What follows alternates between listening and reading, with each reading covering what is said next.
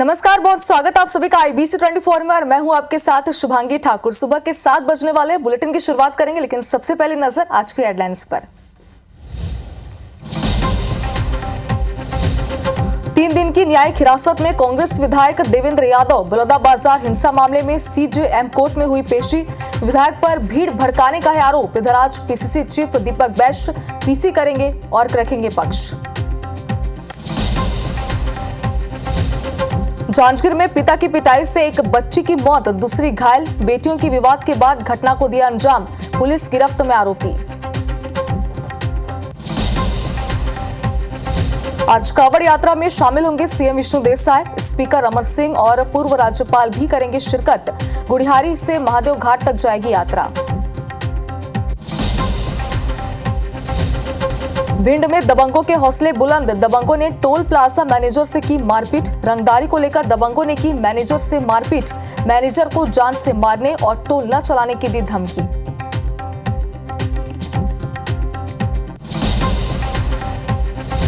इंदौर में बुलडोजर कार्रवाई जारी। प्रशासन पर गोली चलाने के आरोपी के घर को किया जमींदोज। बड़ी संख्या में पुलिस बल है तैनात।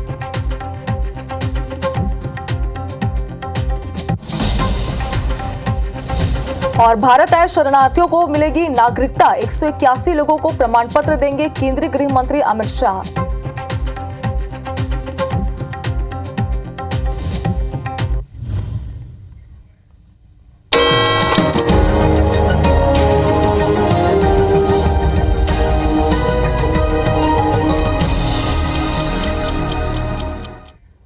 और चलिए हेडलाइंस के बाद अब नजर डालते हैं सुबह 7 बजे की 7 बड़ी खबरों पर। तो पहली खबर होगी, केंद्रीय गृह मंत्री अमित शाह 188 हिंदू शरणार्थियों को आज CAA के तहत भारतीय नागरिकता प्रदान करेंगे।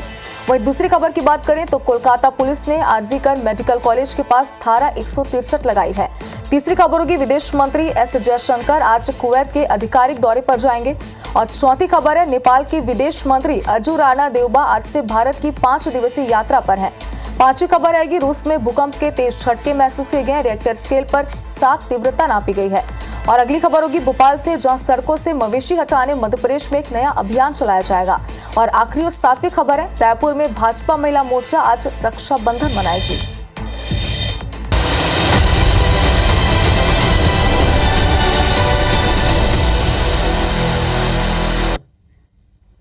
और चलिए बुलेटिन की शुरुआत करते हैं इस वक्त की बड़ी खबर के साथ। सबसे पहले आपको बलौदाबाजार से दिखाते हैं, जहां देर रात ही देवेंद्र यादव को रायपुर जेल लाया गया है। देवेंद्र यादव को 3 दिन की न्यायिक रिमांड पर भेजा गया है। ये जानकारी अब तक सामने आई है। आपको बता दें कि बलौदाबाजार CJM कोर्ट में उन्हें पेश किया गया था। शनिवार रात देवेंद्र यादव को कोर्ट में पेश किया गया था। सुनवाई के दौरान कोर्ट के बाहर देवेंद्र यादव के समर्थक भी इस दौरान मौजूद रहे थे, ये बताया जा रहा है। तो देर रात ही उन्हें रायपुर जेल लाया गया और इसके बाद ये बताया जा रहा है कि उनके जो समर्थक थे वो सभी भारी संख्या में बाहर में तैनात रहे थे। देवेंद्र यादव को 3 दिन की न्यायिक रिमांड पर जेल भेजा गया, जहां पे इस पूरे मामले को लेकर यानी कि बलौदाबाजार के मामले को लेकर उनसे पूछताछ भी की जाएगी। बता दें कि पुलिस ने बलौदाबाजार CJM कोर्ट में उन्हें पेश किया था और शनिवार रात देवेंद्र यादव को कोर्ट में पेश किया गया था। सुनवाई के दौरान कोर्ट के बाहर देवेंद्र यादव के समर्थक भारी संख्या में मौजूद रहे थे, जिन्होंने नारेबाजी भी यहाँ पर की थी। 2 तस्वीरें हम आपको दिखा रहे हैं, देर रात की तस्वीरें हैं जहाँ पर देवेंद्र यादव को 3 दिन की न्यायिक रिमांड पर जेल ले जाया गया था। और बताया जा रहा है कि जब उन्हें कोर्ट में पेश किया गया उस दौरान भारी संख्या में उनके समर्थक भी बाहर मौजूद रहे, जैसे कि तस्वीरों में भी इस वक्त आप देख पा रहे हैं। तो बलौदाबाजार हिंसा का ये पूरा मामला है, जिसमें कई बार देवेंद्र यादव को नोटिस भी जारी किया गया। हालांकि 1 से 2 बार की अगर बात करें तो नोटिस जारी करने के बाद भी किसी वजह से वो कोर्ट में पेश नहीं हो पाए थे और किसी वजह से पुलिस ने हिरासत में लेकर उनसे पूछताछ भी नहीं की थी। लेकिन अब उन्हें कोर्ट में पेश किया गया, जिसके बाद 3 दिन के लिए न्यायिक हिरासत में जेल भेज दिया गया है।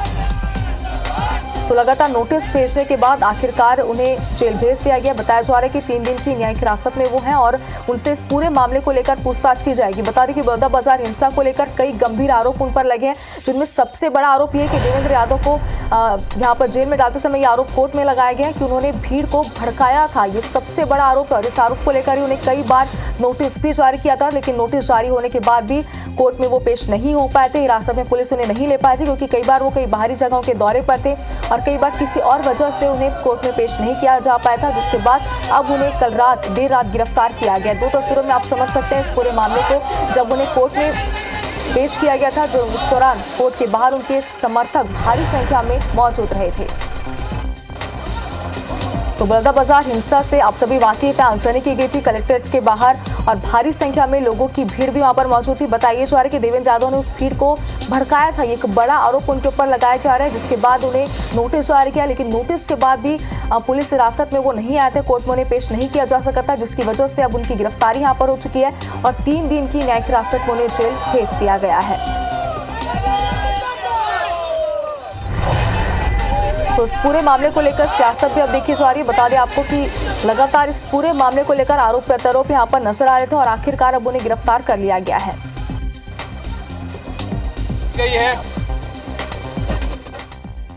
जो ग्राउंड्स ऑफ अरेस्ट थे, ये हमारे मुवक्किल को ना ही एफआईआर की कॉपी दी गई, ना ग्राउंड्स ऑफ अरेस्ट दिए गए, जिसके लिए आज उन्होंने अपना पक्ष रखा। कोर्ट के समक्ष ये बताया कि उन्हें किस प्रकार से बिना एफआईआर की कॉपी दिए, बिना किसी कारण बताए पुलिस आज अरेस्ट करके लेके आई है और न्यायालय ने भी उनके सारे चीज़ों को सुनने के बाद रिकॉर्ड करके जो पुलिस की दरख्वास्त थी कि उन्हें एक जुडिशल रिमांड की ज़रूरत है, ना कि पुलिस रिमांड की, तो उन्हें जुडिशल रिमांड पर सुपुर्द किया है। दिनांक 10 जून को जो आगजनी की घटना हुई थी, उसी परिप्रेक्ष्य में प्रथम सूचना पत्र दर्ज किया गया था। मामले की जांच पर से साक्ष्य पाए गए थे। उसी आधार पर विधायक श्री देवेंद्र यादव की गिरफ्तारी की गई और आज माननीय न्यायालय के समक्ष प्रस्तुत किया गया था। माननीय न्यायालय ने पुलिस का रिमांड स्वीकार करते हुए उनको 20 तारीख तक न्यायिक अभिरक्षा में भेजा है। हमारे कांग्रेस के कार्यकर्ता और विधायकों पर एफआईआर होता है, गिरफ्तारियां होती है, लेकिन भारतीय जनता पार्टी के नेता और कार्यकर्ताओं के ऊपर नोटिस भी नहीं दिया जाता है और पूरी कांग्रेस पार्टी देवेंद्र यादव के साथ खड़ी है। देवेंद्र यादव को गिरफ्तार करने का षड्यंत्र भारतीय जनता पार्टी ने रचा है, ये अत्यंत ही दुखद है। बलौदाबाजार में हुई घटनाएं, ये एक ऐसी घटना है जिसे समाज को बांटने के उद्देश्य से किया गया, ऐसा लगता है। माननीय विधायक हैं, वो बड़े जनप्रतिनिधि हैं, तो पुलिस इस दिशा में आगे बढ़ने से पहले 100 बार मैं कह रहा सोचकर आगे बढ़ेगी। मैं पूछना चाहता हूं कि उसी जिले के अनेक विधायक उस कार्यक्रम में नहीं थे, भिलाई के विधायक कैसे थे उसमें? एक बड़ी बात होती है ना भाई, तो कुछ बात होगी पुलिस के पास, इसलिए पुलिस ने कार्रवाई की होगी। जिस प्रकार से वीडियो को खंगाला गया वहाँ पर और कैमरा खंगाला गया है, उससे ये बात जाहिर हुई है कि वहाँ पर जाकर के भड़काने का काम किसके द्वारा किया गया, कौन कौन पदाधिकारी उपस्थित रहे, इस घटनाक्रम के लिए जिम्मेदार हैं, पुलिस के द्वारा उनकी छानबीन की जा रही है। ये बात हम शुरुआत से ही कह रहे थे, जिसमें कई कांग्रेस के नेताओं का फोटो और वीडियो जो है नज़र आ रहे थे, इसलिए अंततः आज जांच के बाद ये स्पष्ट हो गया। और चलिए इसी खबर से जुड़ी एक और बड़ी खबर इस वक्त आपको दिखाते हैं। कांग्रेस की आज प्रेस कॉन्फ्रेंस होने वाली है। दरअसल पीसीसी चीफ दीपक बैच आज प्रेस वार्ता को संबोधित करेंगे। दोपहर 12 बजे राजीव भवन में ये प्रेस कॉन्फ्रेंस होगी, जिसमें एमएलए देवेंद्र यादव की गिरफ्तारी सहित कई विषयों पर विस्तार से वो चर्चा करेंगे। तो ये बड़ी खबर इस वक्त आपको दिखा रहे हैं। आज कांग्रेस की प्रेस कॉन्फ्रेंस है, जिसे पीसीसी चीफ दीपक बैच संबोधित करेंगे। बताइए जा रहा है कि दोपहर 12 बजे राजीव भवन में होने वाली इस प्रेस कॉन्फ्रेंस में एमएलए देवेंद्र यादव की गिरफ्तारी को लेकर कई सारे ऐसे अहम मुद्दे हैं जिनको लेकर दीपक बैच बातचीत करेंगे। और चलिए इस खबर पर ज्यादा जानकारी के लिए हमारे सहयोगी स्टार जन इस वक्त हमारे साथ लाइव जुड़ चुके हैं। स्टार, सबसे पहले तो आपसे यही समझना चाहते हैं, देवेंद्र यादव को 3 दिन की न्यायिक रिमांड पर जेल भेज दिया गया है, कौन कौन से गंभीर आरोप उन पर लगे हैं, साथ ही आज प्रेस कॉन्फ्रेंस कांग्रेस की होने वाली है, इसमें क्या खास रहेगा इस मुद्दे को लेकर?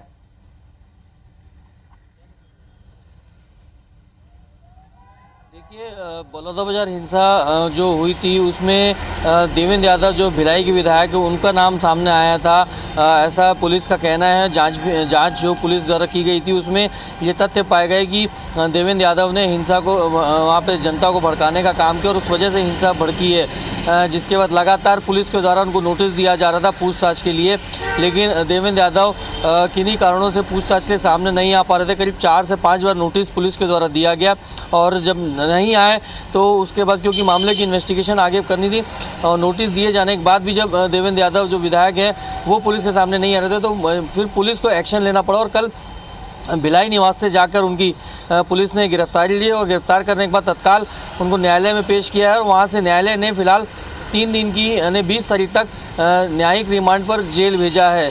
रायपुर सेंट्रल जेल में इस वक्त विधायक देवेंद्र यादव को रखा गया है।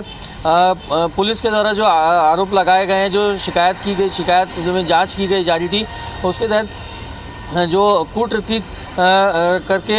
रचना करते हुए जनता को भड़काने का काम है, जिस वजह से हिंसा भड़की, ये आरोप देवेंद्र यादव के ऊपर लगाए गए हैं। तो एक गंभीर मामला है, क्योंकि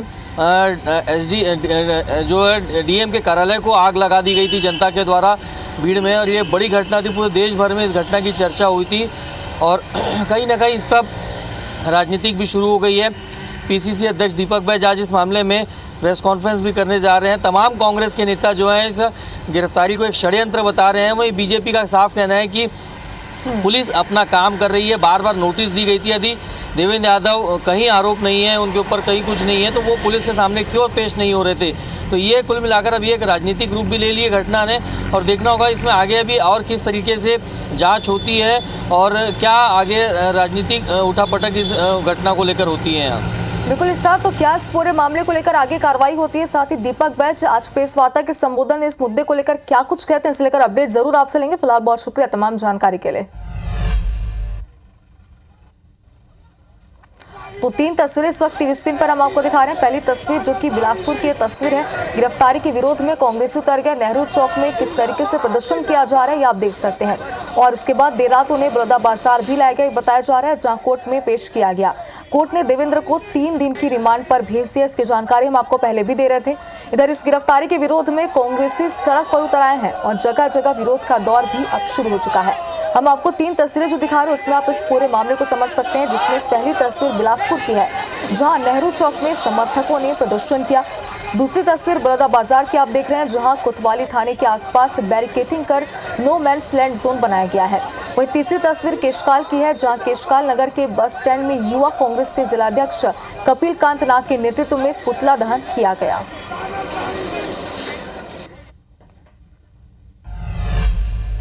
तो इस पूरे मामले को लेकर आगे क्या कार्रवाई होती है, क्या आरोप प्रत्यारोप लगते हैं, इसे लेकर अपडेट आप तक पहुंचाते रहेंगे। फिलहाल इंदौर से आपको अब बड़ी खबर दिखाते हैं, जहां अवैध निर्माण पर बुलडोजर चला है।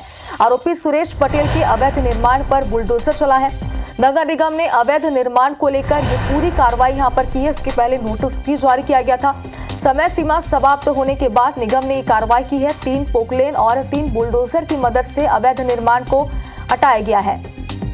मौके पर बड़ी संख्या में पुलिस बल भी तैनात रहे। प्रशासन पर गोली चलाने का मामला भी निकलकर यहां पर सामने आ रहा है। तो IBC 24 पर एक्सक्लूसिव ये कार्रवाई की तस्वीरें हम आपको दिखा रहे हैं, जहां पर अवैध निर्माण पर बुलडोजर चला है। प्रशासन पर गोली चलाने का मामला भी यहां पर सामने आया। कार्रवाई के दौरान ये एक बड़ी बात है। समय सीमा समाप्त होने के बाद निगम ने कार्रवाई की। और ज्यादा जानकारी के लिए हमारे सहयोगी अंशुल मुकाती हमारे साथ जुड़ के।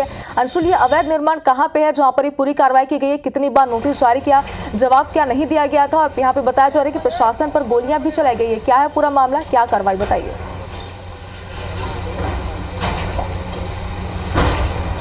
जी बिल्कुल, आपको बता दूं कि बुधवार के दिन प्रशासन पर गोली चलाने का यहाँ पर मामला सामने आया था और ये वही आरोपी सुरेश पटेल है, जिनके गार्डों पर यह आरोप लगा था कि जब यहाँ पर अतिक्रमण हटाने के लिए टीम गई थी तब उस पर गोलीबारी की गई थी। हम इस वक्त इंदौर के फोर्सला में मौजूद हैं, जहाँ पर कि बुलडोजर से जो कार्रवाई है वह की जा रही है। लगभग 4 पोकलेन मशीन और अलग अलग स्थानों पर जो JCB मशीन है वो लगाई गई हैं और जो आरोपी सुरेश पटेल है उसके अवैध निर्माण पर यह पूरी कार्रवाई जो है ये की जा रही है। बुधवार को जब प्रशासन की टीम यहाँ पर फोर्सला गाँव में एक अवैध निर्माण को हटाने के लिए पहुंची थी, तब उस आरोपी सुरेश पटेल के गार्डों के द्वारा प्रशासन की टीम पर फायरिंग की गई थी, जिसके बाद 3 गार्डों को हिरासत में भी लिया गया था। और अब बताया यह भी जा रहा है कि आरोपी सुरेश पटेल जो है उसे भी कुछ देर पहले जो है गिरफ्तार कर लिया गया है। हालांकि इस पूरे मामले को लेकर के नगर निगम ने नोटिस जो है वो जारी किया था और नगर निगम के नोटिस के खिलाफ आरोपी सुरेश पटेल जो है वो हाईकोर्ट में भी पहुंचा थी, जिसमें कि आज इस पूरे मामले में अर्जेंट सुनवाई भी होना है। लेकिन उसके पहले आज सुबह ही नगर निगम और प्रशासन की टीम ने यहाँ पर तेजी से जो कार्रवाई है वह शुरू की है। इस कार्रवाई को फिलहाल यहाँ पर नगर निगम की टीम के द्वारा अंजाम दिया जा रहा है और बड़ी संख्या में यहाँ पर पुलिस बल और प्रशासनिक अधिकारियों की तैनाती जो है वह भी की गई। सुबह से ही प्रशासनिक अधिकारी और नगर निगम का अमला जो है वो यहाँ पर पहुँच गया था और नगर निगम के अमले के द्वारा यहाँ पर जो कार्रवाई है वह की जा रही है। हमारे साथ अधिकारी जो है वो भी मौजूद है। मैडम, किस तरह की कार्रवाई है और कितना बल जो यहाँ पर लगाया गया है? जी, यहाँ पे शासकीय भूमि पे बिना नगर निगम की बिना अनुमति के बहुत बड़ा निर्माण कार्य किया गया था, तो उसको रिमूवल करने की कार्रवाई की जा रही है। किस व्यक्ति का यह निर्माण था और क्या जो प्रशासन पर गोली चलाने में आरोपी था सुरेश पटेल, उसी का यह निर्माण है पूरा? हाँ, ये सुरेश पटेल का निर्माण है। तो बिल्कुल आपको बता दूं कि सुरेश पटेल जो है वो फिलहाल फरार बताया जा रहा था, लेकिन पाणगंगा थाना पुलिस के द्वारा उसे कुछ समय पहले ही गिरफ्तार भी कर लिया गया है और इस पूरे मामले में 4 आरोपियों पर कल ही कलेक्टर के द्वारा रासुका की कार्रवाई जो है वह भी की गई थी। हालांकि आज सुबह से ही प्रशासन की टीम जो है वो मुस्तैद नजर आ रही है, क्योंकि इस पूरे मामले पर हाईकोर्ट में अर्जेंट सुनवाई जो है वह होना है। रविवार को जो स्पेशल बेंच है इस पूरे मामले की सुनवाई करने वाला है और ये उम्मीद जताई जा रही है। जैसे कि जानकारी अब नोटिस यहाँ पर दिया गया था, समय सीमा समाप्त होने के बाद ये पूरी कार्रवाई यहाँ पर की जा रही है सुबह से। फिलहाल बहुत बहुत शुक्रिया तमाम जानकारी के लिए।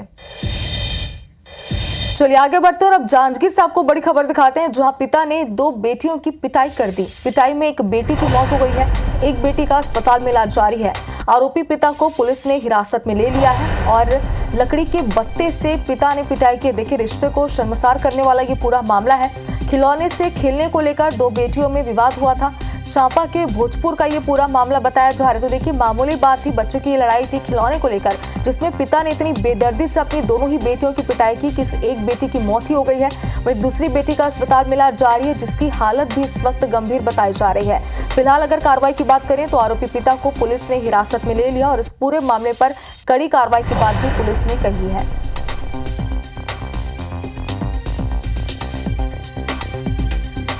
तो एक बेटी का अस्पताल में इलाज जारी है, जिसकी हालत भी इस वक्त गंभीर बताई जा रही है। लेकिन देखिए किस तरीके से एक पिता ही अपनी बेटियों का यहाँ पर हत्यारा बन चुका है। मामूली बात थी, खिलौने को लेकर दोनों बेटियों में लड़ाई हुई थी, लेकिन इस बात को लेकर पिता ने इतनी बेदर्दी से दोनों ही बेटियों की पिटाई की कि एक की मौत हो गई है। ज्यादा जानकारी के लिए हमारे सहयोगी राजकुमार साहू हमारे साथ जुड़ गए। राजकुमार, क्या ये पूरा मामला था? क्योंकि एक मामूली बात थी जिसमें पिता ने इतनी बेदर्दी से दोनों ही बेटियों की पिटाई कर दी है।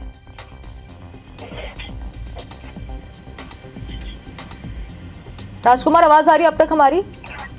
जी बिल्कुल शुभांगी, ये जो मामला है काफी बड़ा मामला है। जिस तरह से ये चांपा क्षेत्र के भोजपुर में ये बड़ी घटना हुई है, इस तस्वीर को देख करके कोई भी हिल सकता है, क्योंकि ये घटना को अंजाम देने वाला कोई दूसरा व्यक्ति नहीं है, एक पिता ही है, जिसने सबसे पहले अपनी 2 बेटियों को काफी बेरहमी से पीटा है। और इस पिटाई के बाद इसमें एक 6 साल की बेटी की मौत हुई है और उसमें एक 8 साल की बेटी का इलाज अभी चांपा का अस्पताल में चल रहा है। और इस घटना के बाद पुलिस ने आरोपी पिता को हिरासत में ले लिया है और अभी मामले की जांच चल रही है। शिवांगी, अभी प्राथमिक तौर पर यही जानकारी आई है कि आरोपी पिता ने लकड़ी के पत्ते से अपनी दोनों बेटियों की पिटाई की है और ये बात आई है कि खिलौने से खेलने को लेकर के इन दोनों बेटियों में कुछ बात हुई थी, जिसके बाद से इस आरोपी पिता ने तैश में आकर के, गुस्से में आकर के इस घटना को अंजाम दिया है।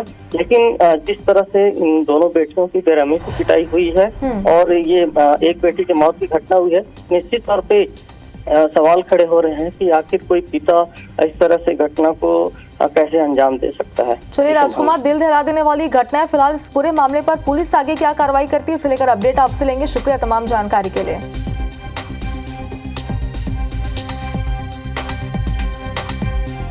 अब बात करते हैं कोलकाता में डॉक्टर से रेप मर्डर केस की। केस में बवाल के बाद केंद्र का एक आदेश आपको बताते हैं। सभी राज्य में 2-2 घंटे में कानून व्यवस्था की रिपोर्ट देना पड़ेगा और आरजी मेडिकल कॉलेज के पास धारा 163 लागू हो गई है। आरजी मेडिकल कॉलेज के पास धरना प्रदर्शन पर रोक लगा दी गई है। वहीं चेनी डॉक्टर मर्डर में मानव अंग तस्करी का भी शक जताया जा रहा है। सीबीआई के सूत्रों का ये दावा है कि आम घटना लगे इसलिए रेप किया गया। 2 दिन में 19 लोगों से अब तक पूछताछ हो चुकी है, ये बताया जा रहा है। तो आरजी मेडिकल कॉलेज के पास धरना प्रदर्शन पर फिलहाल रोक लगा दी गई है। आपको बता रही कि केस में बवाल के बाद केंद्र ने एक आदेश जारी किया और इस आदेश के अनुसार सभी राज्यों को 2-2 घंटे में कानून व्यवस्था की रिपोर्ट देनी होगी। आरजी मेडिकल कॉलेज के पास धारा 163 लागू कर दी गई है। वहीं आरजी मेडिकल कॉलेज के पास धरना प्रदर्शन पर भी रोक लगा दी गई है। आपको बता रही कि कई सारे इस पूरे मामले पर आशंकाएं जताई जा रही, खुलासे भी हो रहे हैं। सीबीआई के सूत्रों का ये दावा है कि आम घटना लगे इसलिए यहाँ पर रेप किया गया है।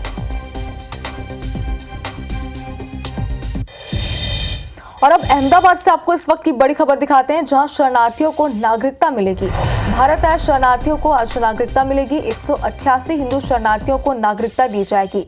केंद्रीय गृह मंत्री अमित शाह नागरिकता उन्हें प्रदान करेंगे। CAA के तहत भारतीय नागरिकता दी जाएगी।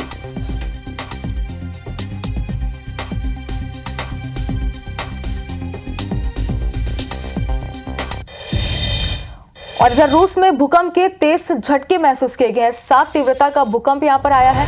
पूर्वी कामचटका प्रायद्वीप का तट है, जहां पर भूकंप का केंद्र है। भूकंप के झटके के बाद सुनामी की चेतावनी भी यहां पर जारी की गई है। लोगों को अलर्ट भी कर दिया गया। बताया जा रहा है कि 7 तीव्रता का ये भूकंप है। तेज झटके यहां पर भूकंप के महसूस किए गए हैं। पूर्वी कामचटका प्रायद्वीप का तट है भूकंप का केंद्र, और भूकंप के झटके के बाद सुनामी की चेतावनी भी जारी कर दी गई है।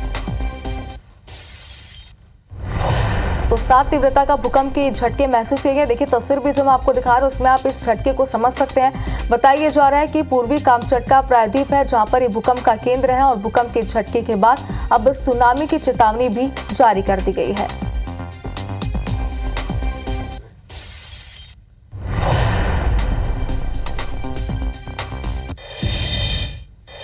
और इसी के साथ की बड़ी बात में फिलहाल इतना ही, लेकिन आगे देखिए हमर बानी हमर गोठ। नमस्कार।